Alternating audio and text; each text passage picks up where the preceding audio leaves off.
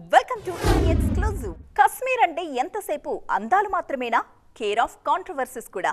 అక్కడున్నన్ని వివాదాలు బహుశా ఇండియాలో ఎక్కడా ఉండవేమో. అందుకే ఇన్నాళ్లు కశ్మీర్ అందాలపై ఫోకస్ పెట్టిన మన దర్శకులు ఇప్పుడు అక్కడి రాజకీయాల మీద దృష్టి పెడుతున్నారు.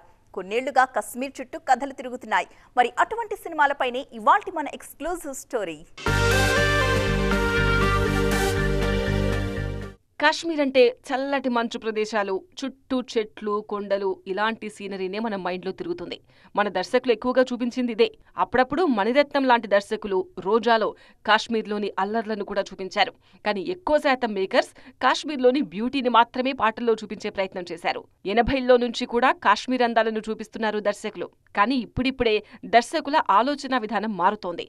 కాశ్మీర్లో ఫోకస్ చేయాల్సింది బ్యూటీపై కాదు, అక్కడి రాజకీయాలపై అనే విషయం వాళ్లకు బాగా అర్థమైంది. అందుకే కొన్నేళ్లుగా కాశ్మీర్ బేస్డ్ సినిమాలు ఎక్కువగా వస్తున్నాయి. తాజాగా విడుదలైన ఆర్టికల్ 370 కూడా నేషనల్ వైడ్ హాట్ టాపిక్ అవుతోంది. గత కొన్నేళ్లుగా కాశ్మీర్లో జరిగిన పరిణామాలు, అక్కడి రాజకీయాల నేపథ్యంలోనే ఆర్టికల్ 370 తెరకెక్కించారు ఆదిత్య సుహాస్ జంభలే. యామి గౌతమ్, ప్రియమణి నటించిన ఈ చిత్రానికి ఓపెనింగ్స్ బ్రహ్మాండంగా రావడమే కాదు, వివాదము అలాగే రేగుతోంది. ఇక రిలీజ్ కు రెడీగా ఉన్న వరుణ్ తేజ్ ఆపరేషన్ వ్యాలంటైన్ కాశ్మీర్లోని పుల్వామా అటాక్స్ నేపథ్యంలో తెరకెక్కిన సినిమా. 2019లో జరిగిన పుల్వామా అటాక్స్ పైనే ఆపరేషన్ వ్యాలంటైన్ వస్తోంది. ఇక శివకార్తికేయన్ హీరోగా కమల్ హాసన్ నిర్మిస్తున్న అమరన్ సైతం 2014లో జరిగిన కాశ్మీర్ యుద్ధం నేపథ్యంలోనే వస్తోంది. 2 ఏళ్ల క్రితం వచ్చిన కాశ్మీర్ ఫైల్స్ సృష్టించిన సంచలనం ఎవరూ మర్చిపోలేదు. మొత్తానికి కాశ్మీర్ అంటే కేవలం అందాలే కాదు, కావలసినన్ని రాజకీయాలు ఉంటాయని చూపిస్తున్నారు మన దర్శకులు. మయోసైటిస్ వచ్చింది, ఇండస్ట్రీ నుంచి మాయమైపోతుంది. ఇక డివోర్స్ తీసుకుంది, డిప్రెషన్తో కెరీర్ పాడు చేసుకుంటుంది, ఫ్లాప్స్ వస్తున్నాయి, ఆఫర్స్ దూరం అయిపోతాయి అనుకుంటున్నారా? అదే దూకుడు, అదే జోరు అంటున్నారు సమంత. రేస్లోకి వస్తే నాతో నిలబడేదెవరు, నన్ను ఢీ కొట్టేదెవరు అంటూ సవాల్ చేస్తున్నారు శామ్. తాజాగా బికినీ ఫోటోషూట్తో అందరి మతులు చెడగొట్టే ప్రోగ్రాం పెట్టుకున్నారు శామ్. ఏదో అనుకున్నాం కానీ సమంత దూకుడు అడ్డుకోవడం అంత ఈజీ కాదు బాసు. మిగిలిన హీరోయిన్లతో పోలిస్తే ఈమెలో ఏదో సంథింగ్ స్పెషల్ ఉంది. అందుకే ఇప్పటికీ ఆఫర్స్ అలా క్యూ కడుతున్నాయి. టాలీవుడ్ టు బాలీవుడ్ సమంతతో నటించడానికి హీరోలు పోటీ పడుతున్నారు. ఈ మధ్య ఈ భామకు హాలీవుడ్ నుంచి పిలుపొచ్చింది. దాంతో అక్కడ కూడా జెండా పాతాలని చూస్తున్నారు ఈ భామ. విడాకుల తర్వాత కాస్త జోరు తగ్గించినట్లు అనిపించినా ది ఫ్యామిలీ మెన్ 2 తర్వాత మళ్లీ శామ్ కెరీర్కు రెక్కలొచ్చాయి. మధ్యలో మయోసైటిస్ ఇబ్బంది పెట్టినా తగ్గేదేలే అంటూ హాలీవుడ్ వరకు శామ్ జర్నీ సాగుతోంది. ఖుషీ తర్వాత తెలుగు సినిమాలేవీ ఒప్పుకోలేదు ఈ భామ. 2 సినిమాలకు కమిట్ అయినా నిర్మాతలకు అడ్వాన్సులు కూడా తిరిగిచ్చేసినట్టు తెలుస్తోంది. బాలీవుడ్లో మాత్రం సమంత ఫుల్ బిజీ. అక్కడ ఇప్పటికే సిటాడెల్ వెబ్ సిరీస్ చేస్తున్నారు. దాంతోపాటు మరిన్ని ఆఫర్స్ కూడా వస్తున్నాయి. చెన్నై స్టోరీ అనే హాలీవుడ్ సినిమాలో నటించే ఛాన్స్ వచ్చినా డేట్స్ కుదరక వదిలేశారు సమంత. ఇదిలా ఉంటే తాజాగా ఈమె చేసిన బికినీ ఫోటోషూట్ సోషల్ మీడియాలో తెగ వైరల్ అవుతోంది. సినిమాల సంగతి పక్కకు పెడితే సోషల్ మీడియాలో రచ్చే లేపుతున్నారు శామ్. ఎప్పటికప్పుడు హాట్ ఫోటోషూట్స్తో మతులు చెడగొడుతున్నారు. తాజాగా బికినీతో ఇదే చేశారు. కొండకోనల మధ్య సెలయేటి అలల మధ్యలో అందాల ఆరబోతతో పిచ్చెక్కిస్తున్నారు సమంత. ఈమె తీరు చూస్తుంటే ప్రస్తుతం సినిమాల కంటే పర్సనల్ లైఫ్ ఎంజాయ్ చేసేలా కనిపిస్తున్నారు.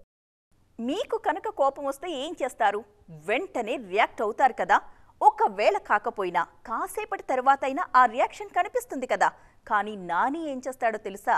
వారం రోజుల కోపం అంతా ఒక్కరోజు కోసం స్టోర్ చేసి పెట్టుకుంటున్నాడు. అదేంటి వింతగా అనుకుంటున్నారా? వింతగా ఉంది కాబట్టే అదే కథతో వచ్చేస్తున్నారు. మరి ఆ కోపం కథ ఏంటో చూద్దాం పదండి. చూస్తున్నారుగా నాని కోపాన్ని. వారం రోజుల కోపాన్ని ఒకే రోజు చూపిస్తున్నారు నాని. విచిత్రంగా ఉంది కదా. వివేకాత్రేయ లైన్ చెప్పినప్పుడు కూడా నాని ఇంతే కొత్తగా ఫీల్ అయ్యాడేమో మరి. అందుకే ముందో ఫ్లాప్ ఇచ్చినా అదేం పట్టించుకోకుండా వెంటనే మరో ఆఫర్ ఇచ్చారు.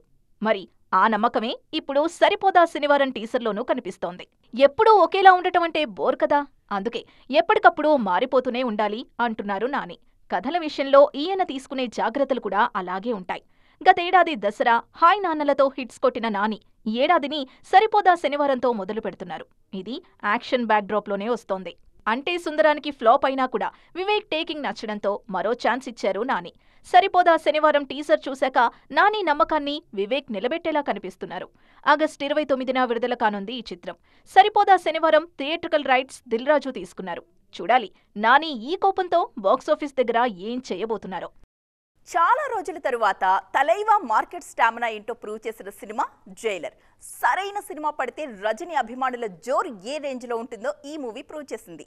అందుకే ఆ సినిమాకి సీక్వెల్ ని ప్లాన్ చేస్తున్నారు మేకర్స్. రీసెంట్ టైమ్స్ లో రజనీ నుండి వచ్చిన పేట, దర్బార్, అన్నాతే సినిమాలు సోసోగానే ఆడాయి. అందుకే జైలర్ సక్సెస్ ను గ్రాండ్ గా సెలబ్రేట్ చేసింది తలైవా ఆర్మీ. మోస్ట్ అవైటెడ్ హిట్ కావటంతో ఫ్యాన్స్ పండగ చేసుకున్నారు. అంతేకాదు, ఈ కథకు కొనసాగింపుంటే బావుంటుందన్న అభిప్రాయం డే 1 నుండే వినిపించింది. డాక్టర్, బీస్ట్ లాంటి సినిమాలతో వరుస హిట్స్ ఇచ్చిన దర్శకుడు నెల్సన్ రజనీతో యాక్షన్ ప్లస్ కామెడీని మిక్స్ చేసి డిఫరెంట్ మూవీని రూపొందించారు. సూపర్ స్టార్ను వయసుకు తగ్గ పాత్రలో చూపిస్తూనే ఆయన ఇమేజ్ ను కూడా పర్ఫెక్ట్ గా వాడుకున్నారు.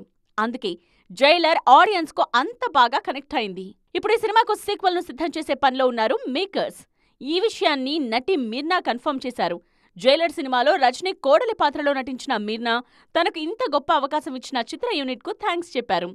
ప్రస్తుతం దర్శకుడు నెల్సన్ సీక్వెల్ కథను సిద్ధం చేస్తున్నారని, రజనీ గ్రీన్ సిగ్నల్ ఇచ్చిన వెంటనే పార్ట్ 2 పట్టాలెక్కుతుందని చెప్పారు. పదవిలో లేని రాజకీయ నాయకుడిని, ఫ్లాపుల్లో ఉన్న హీరోల్ని ఎవరు పట్టించుకుంటారు? అందుకే వాళ్లకు పదవైనా వీళ్లకు హిట్ అయినా చాలా ఇంపార్టెంట్.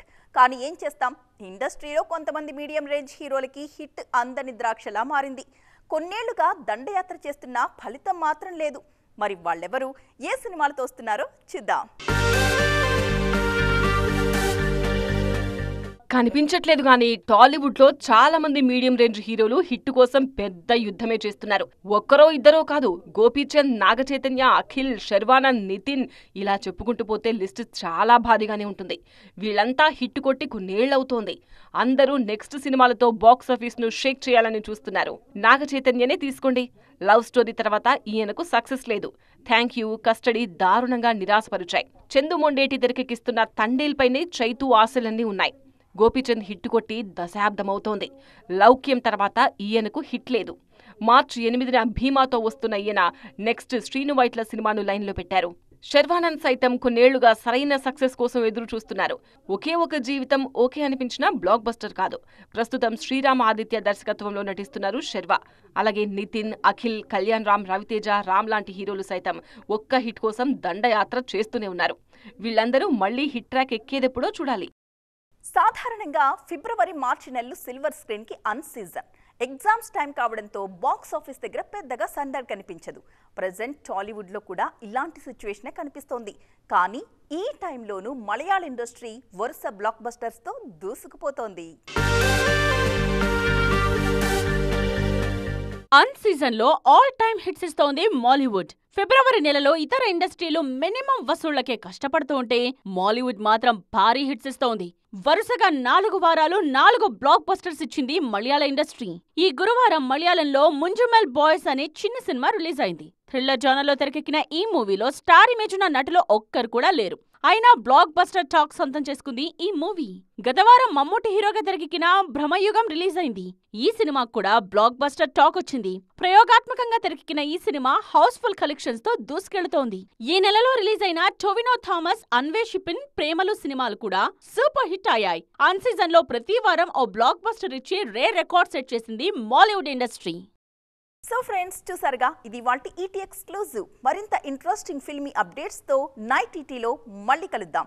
అప్పటి వరకు చూస్తూనే ఉండండి టీవీ 9.